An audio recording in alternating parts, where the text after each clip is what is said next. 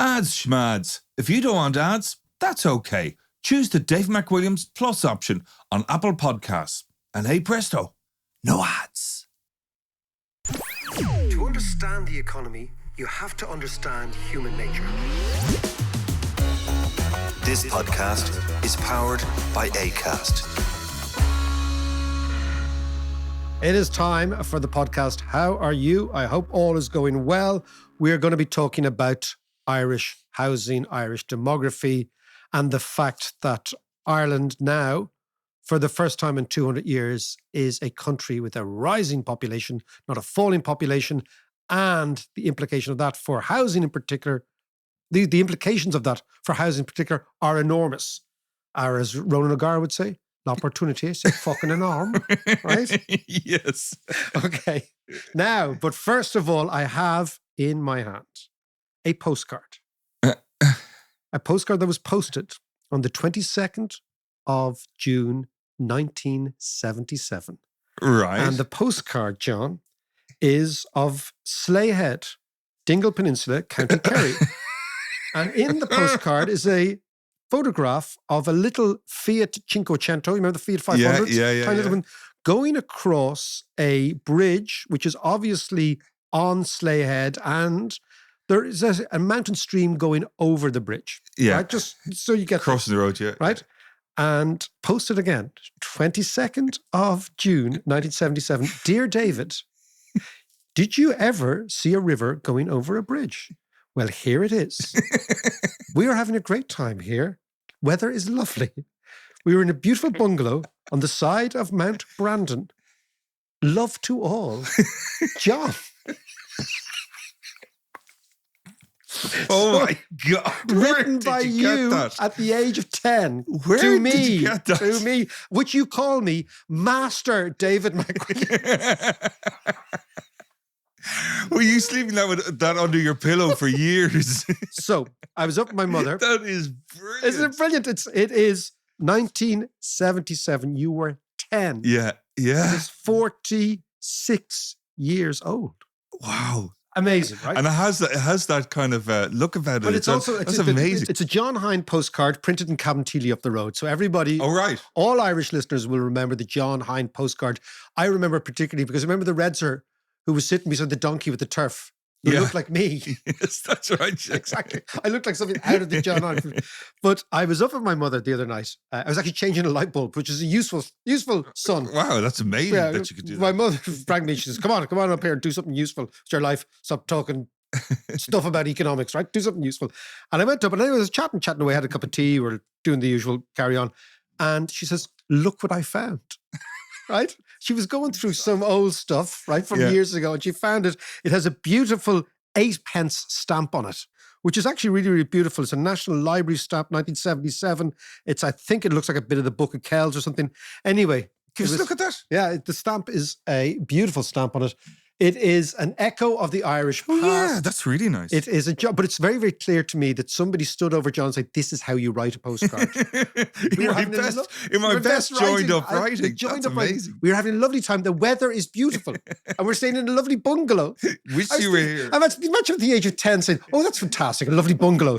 I was really worried about that. Love to all. Love to all, exactly. A big bear hug from everybody. That is brilliant. So that is indicative of where John and I, or how long John and I have known each other. The postcard it's just a beauty. So that's been kept pride of place on the Master D. Master D. I love the master. I know. Man. Anyway, that in 1977, let's start there. Okay, good anchor point. You're talking about a country where the population has fallen progressively since 1840. You're talking about a country with very, very high levels of unemployment. You're talking about a country with no migrants. Everybody looked like us. No migrants at all. You're talking about a country where the income is incredibly low, the income of the country. You're talking about a country which was the poorest of all the so-called reasonably wealthy countries in Europe. You're also talking about a country where Irish people went on holidays in Ireland. Right? Yeah, well, Nobody where else ever- would you go on holiday? But that's what I'm saying. So nobody ever went to, I even remember when we were kids, the first people on our road who went to Spain, it was like they were going to Mars. You remember? Yes. They're going to the moon. It's like, my God, they went to Spain. Yeah. Amazing. They all went to some shithole in Fungarola or Terramelinos. And we just thought it was like the most glamorous thing in the world. With the lad. Yeah, we thought it was the most glamorous thing in the world because we used to go to Connemara in the rain and you'd go down to Dingle in the rain and you'd either stay in a beautiful bungalow or in a granny's house or an auntie's house. Whatever. That's Anyway, right. Yeah. so that Ireland, the Ireland of 1977, the Ireland of 45 odd years ago, right? And you contrast this with the Ireland now. And what you see is a totally, totally different country. But if you go back even further, what I want to talk about is housing, because this is the only issue. And what I'm going to say in this podcast is there will be no peace in Ireland unless we fix the housing market. And what I mean by peace, there'll be no economic peace, there'll be no geographic peace, there'll be no political peace, and there'll be no social peace unless we fix that. Now, the extent of the challenge is kind of breathtaking, but I'm going to put it to you in sort of big centurion style ideas, right? In 1821, think about this, right? In 1821, in the census of 1821, there were 6.8 million people in Ireland. Yeah. On the whole island. Yeah. The same year, there were 10.4 million people in England. So there's 6.8. They're amazing. There's 6.8 million Irish people. Yeah. And there's 10.4 million English people, right? Wow. At the time, there were only 800,000 Welsh people. Only 800,000 Welsh people. Wow. In the whole of Wales. And in Scotland, there were a little bit less than 2 million. So our population was 3 times bigger than Scotland and about 70% of the population of England. Today, there are 54 million people in England. Get your head around that. How unbelievably populated England is. 54 million. Wow. And there are about 7 million on the island of Ireland, ourselves and the Northerners included. Had we had the same demographic propulsion as England, we would have, give or take, 36 million people on this island. So get your head around that. Wow. What was the main driving force for the population explosion then in the UK? The main driving force in the UK was the Industrial Revolution. Mm. Well, people would just start having babies. Well, okay, so actually, it's interesting. Well, let's talk about the Malthusian trap then, John. I wasn't going to talk about this, but you threw me the ball and I had to pick it up. I didn't know I was throwing you that one. So the Malthusian trap was this idea. So Thomas Malthus was an Anglican bishop and a public intellectual, right? And he wrote a book in very early parts of the 19th century, so 1801, 1802, right? On population dynamics. Yeah. And what he was making the point was, up until then he was right, which was that basically, in effect, the humans are locked into a battle with nature and nature always wins. That was his basic point. Right. Which was the following, right? Yeah. That the land can only produce a certain amount of agricultural produce. And that moves very, very slowly. Yeah. But humans, if we have lots of babies and they have lots of babies and they have lots of babies, we move in a geometrical scale, right? Yeah. So we can actually repopulate the world very, very quickly. And he was saying that at some stage, the arithmetic increase in agricultural yields is going to smash into the geometric increase in human populations and humans are going to lose, right? Yeah. And how we lose is we die. Right. And he just wasn't taking into consideration technology and, all that sort of thing. And he was kind of right. If you look at the history of humanity from 5,000 years BC up until about 1800, Malthus was broadly right. Yeah. So you get famine, you get pestilence, you get plagues, infant mortality, all those things kept the human population low. Now, it's a good job for Malthus he didn't live. Because it must have been very difficult to write your great thesis just at the moment your great thesis starts to break down. Yeah. And what broke down is 2 or 3 things. The first thing in the UK was incredible increase in sanitation, right? Incredible increase in medicine in the 19th century, right? So you have Pasteur, you have all sorts of antibiotics, you have all sorts of just basic notions of cleanliness. So suddenly the mortality rates of infants falls very rapidly. So many, many people died at infancy. We kind of forget that, right? That's the first thing. And it was also one of the reasons why people had lots of babies. Exactly, right? The second and maybe the most important thing was energy. So what you had in the United Kingdom, in actual fact, last week when we talked to John Byrne Murdoch, he made the point that a lot of economists talk about the Industrial Revolution as a product of the fact that British wages were very, very high relative to the cost of energy in Britain. And in order for Britain to actually become an industrial power, they had to find a new source of energy. And they found that source of energy in coal and steam. Yeah. And of course, coal and steam drive machines, and you introduce machines into agriculture, and suddenly what you get is a replication of what happened in the plough in the 1100s. Yeah. It's the introduction of the plough, but you get the mechanized plough. Yes. So that, of course, changes the agricultural yields, and suddenly you go from a situation of having little food to lots of food. And the more food you have, the more people you can support. And so you can transport it. It's easier and quicker. You have the canals, which is the big thing, and of course the railways and the Industrial Revolution. So what you basically have is an explosion of the urban population in England. So that's what's happening in England, right? And of course you have the British Empire, and the British Empire, they're sucking all sorts of resources and minerals and money out of the empire, bringing it back to England. And people. To amplify, and of course people. And of course people. Of course people. So in Ireland, we have the famine. So a totally different trajectory. We are an agricultural population. We were entirely dependent upon one crop, which is exactly what Malthus actually warned about. He said, you will become over-dependent on one crop, and that crop will fail and you will all die. And he was right. Yeah. Okay, now we can talk as Irish people about whether or not the Brits caused the famine or they could have alleviated the famine. All that's true. But the fact is the famine happened. We were an incredibly populated country. So from 1821 to 1841, our population increased by another 1.3 million. We went to 8.1 million. Right. So the population was increasing dramatically. We were becoming entirely over-dependent on one crop. Yeah. Which was the carbohydrate-rich potato, which had actually come, of course, from Latin America. And it failed. Yeah. But I think it's fair to say that Ireland was becoming increasingly precarious in terms of its demographic stability all the way through the early 19th century. But Dublin was the sixth biggest city in Europe at the time. Yes. So you have a total change. And then we get the great catastrophe that befell Ireland, famine. And what we then get is a massive, massive reversal in the population structure.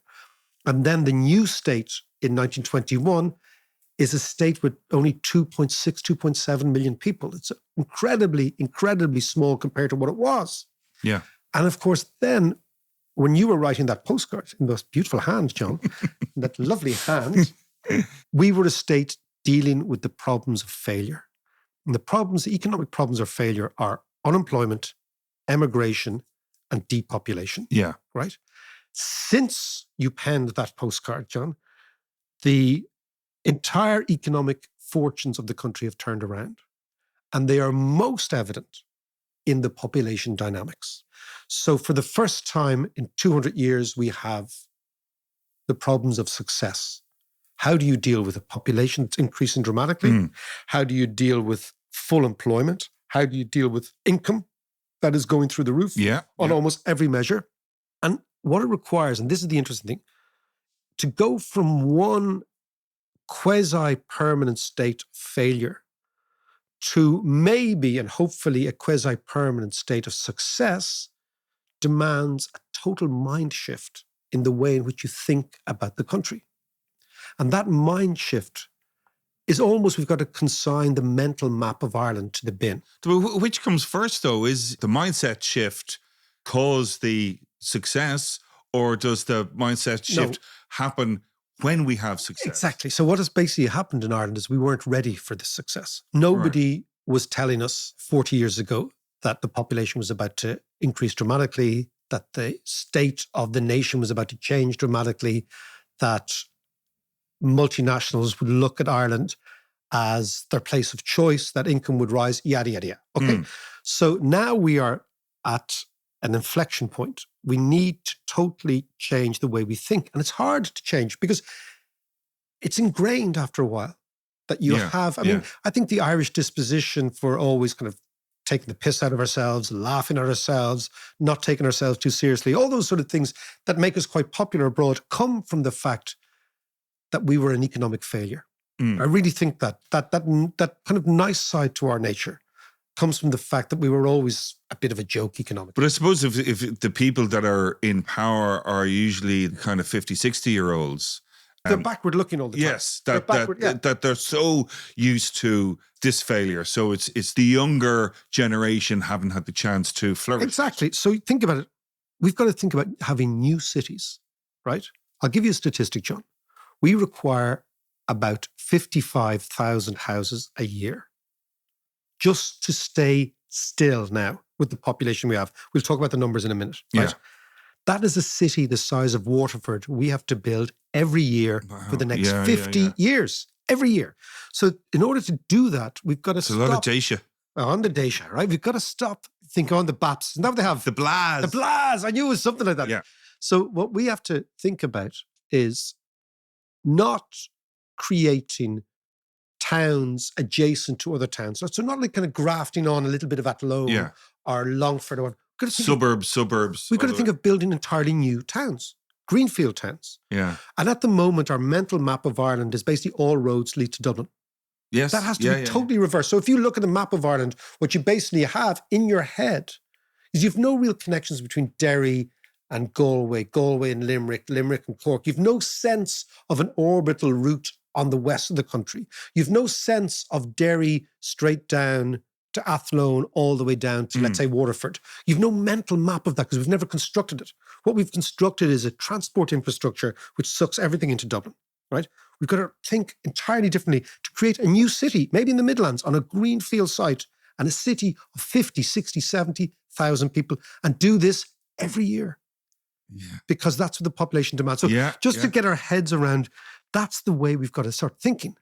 If we don't, we will have social chaos, right? This is the whole point. So it's not as if this is a choice, right? Because our young people will be priced out of housing.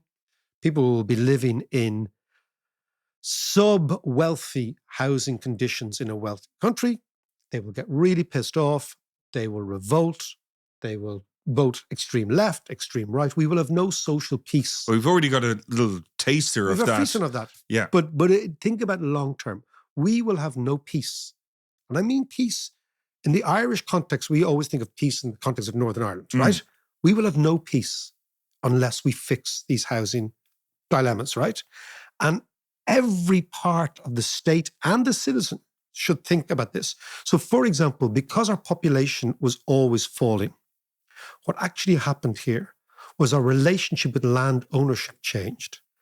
And the primacy of land became part and parcel of the Irish outlook. So land is always protected. Now, we had 36 million people living on this island, we'd have a totally different relationship with land. Because land would have to be used. Yeah, well, where would they go? I mean, then you wouldn't have an agricultural sector. Yeah. So is land, is that where you start? Because if we do need to have this big shift in intellectual shift in mindset, is that where we start at land? You have to start with the issue of putting the interests of people above the interests of land and land ownership. And that is a function of this mindset shift that has taken 200 years to solidify itself. And we need to unravel it in about 200 days. No, really, we have to. So it's a big challenge. For example, it's the big challenge for whatever political party comes in. Okay, well, let's put some numbers on that and explore that further after this. Cool.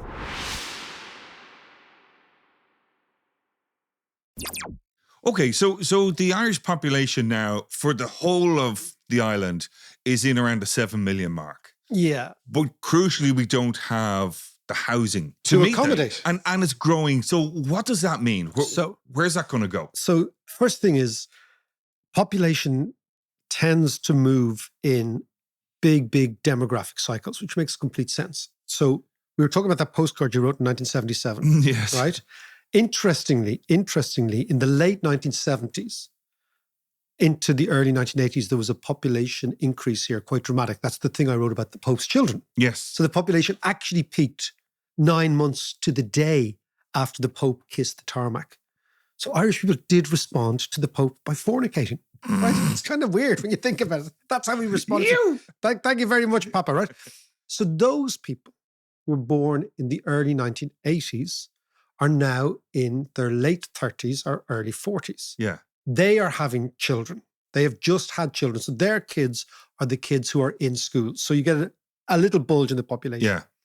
But the way in which you look at housing are all economic planning. It has to start with population, right? Because that's the only basis upon which you can plan the education system, the health system, the welfare system, the transport, the roads, and of course, the housing system, right? So there are four things. So the framework is the following. There are four ways in which housing gets affected by population, right? The first is what we call the natural increase, which is the number of births minus the number of deaths. So that's the natural increase in the population. Second one is immigration, or migration, out or in. The third one is what we call household size. And this is quite an interesting one, right?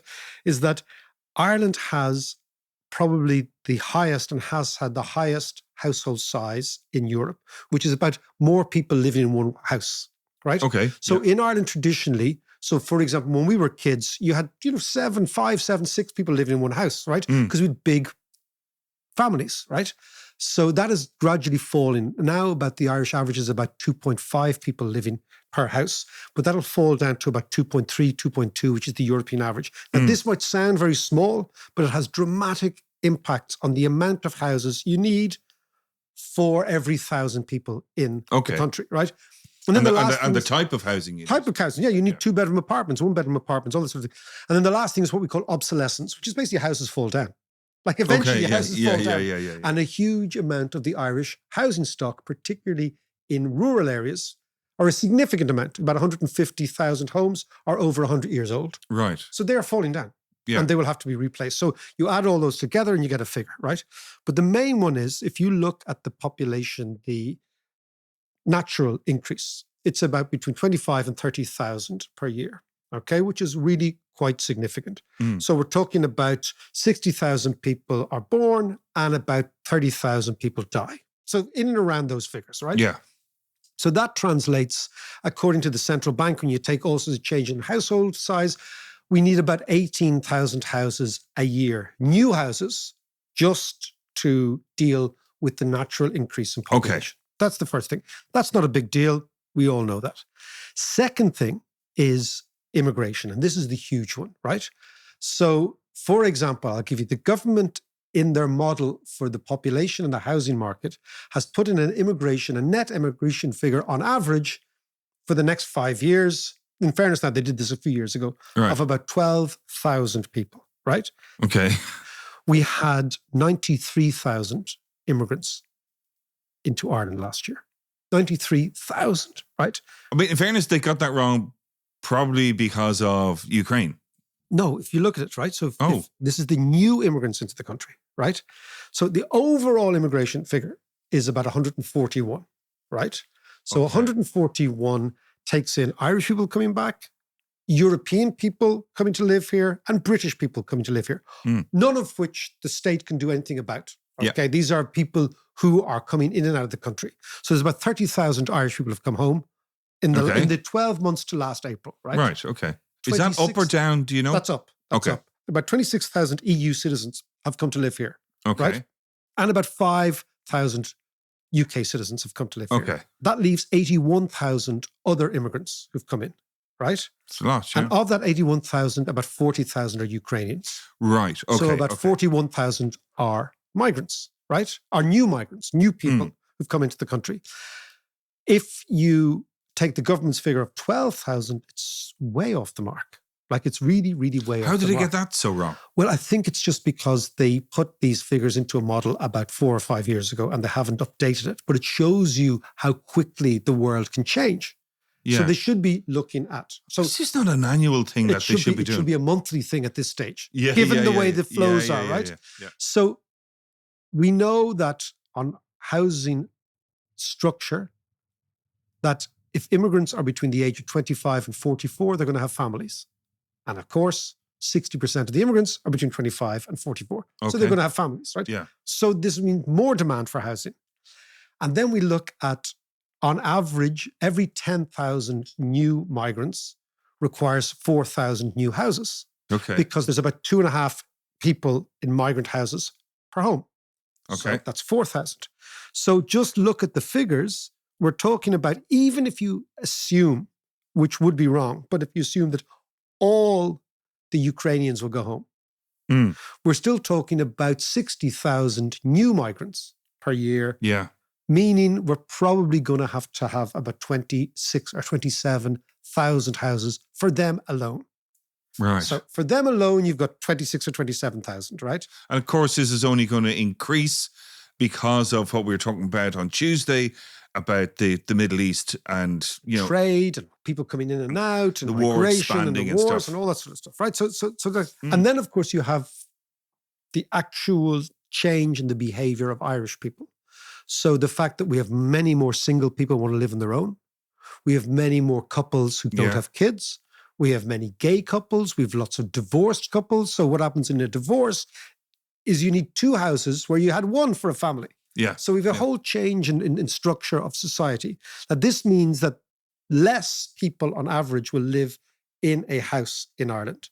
Now you can think, that's sort of, if it goes from 2.5 people to 2.3 people, that's not a really big deal. But consider this, right?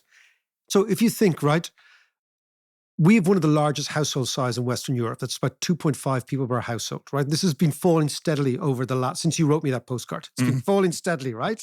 And we're relatively unurbanized as a society, right? So if we were to go to the European average is 2.3 people per household. Now that doesn't sound very much, but to put this into context for you, right? If, for example, the population of the country is maybe 6.2 million by 2050, right? Yeah. This would mean, if we were to have this slight change in the household size, it would mean moving from a population of about 6.2 million. If we changed household size, we need to build an extra 270,000 houses.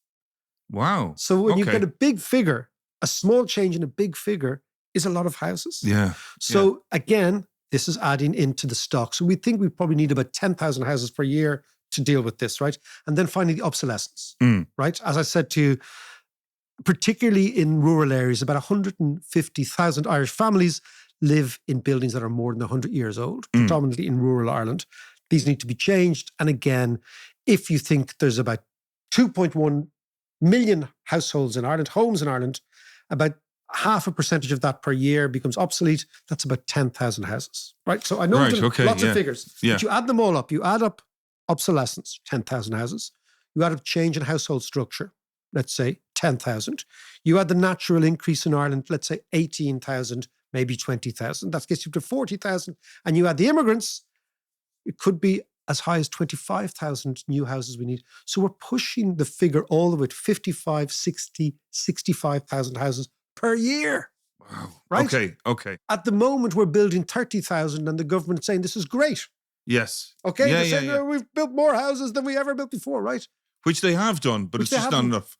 But it's only about half of the amount we need.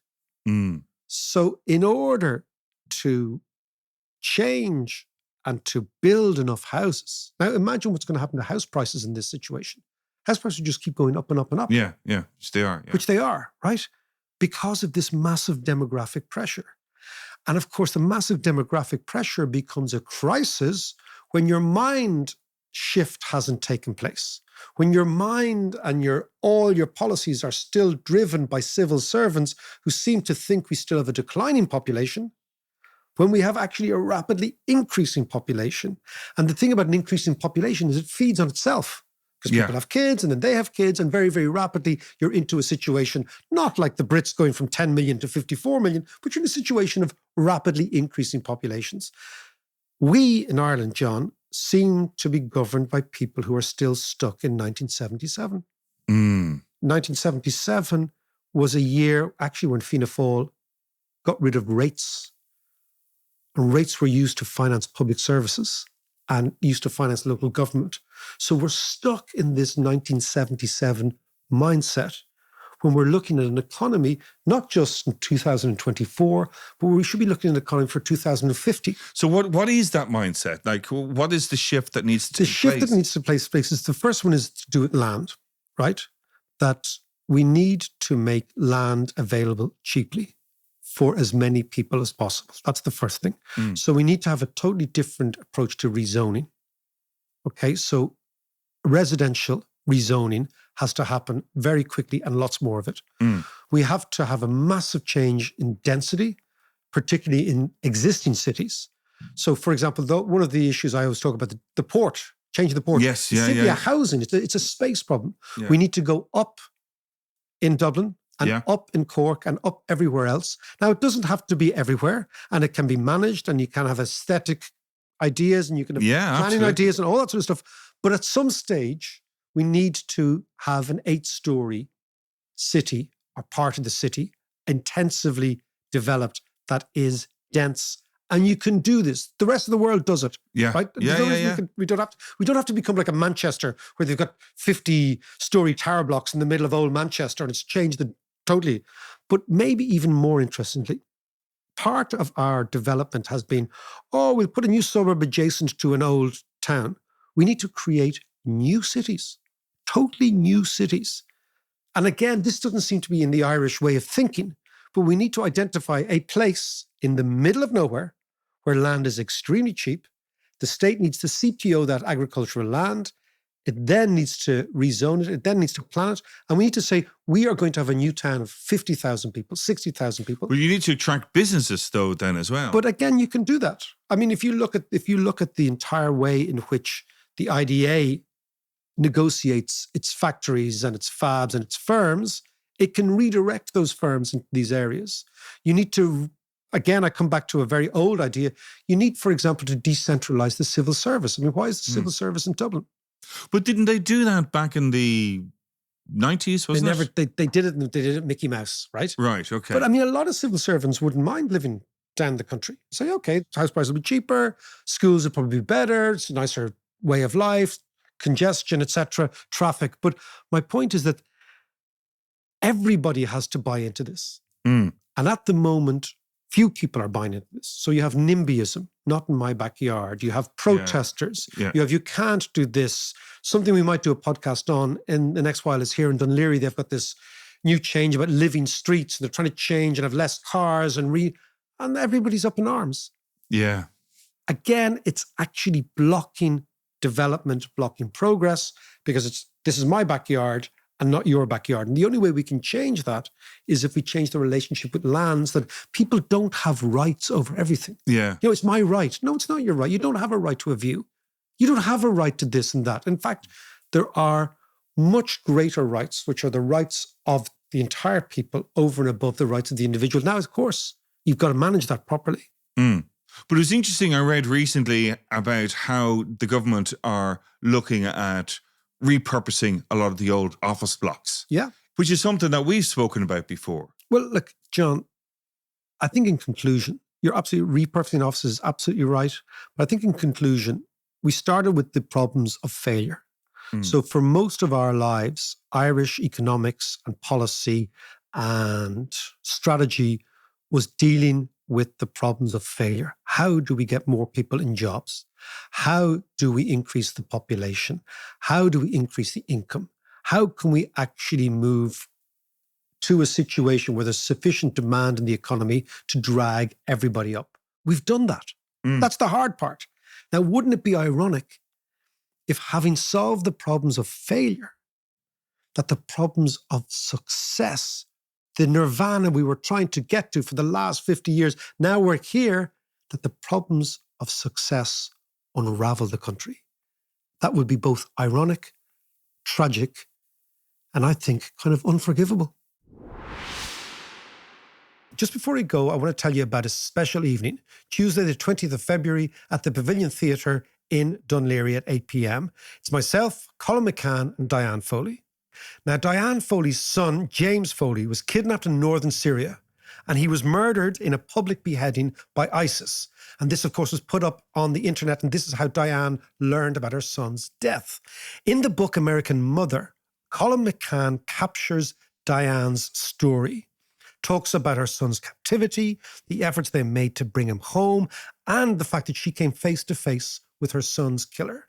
This promises to be a fascinating evening, Tuesday the 20th of February, tickets at paviliontheatre.ie. And I'll see you there.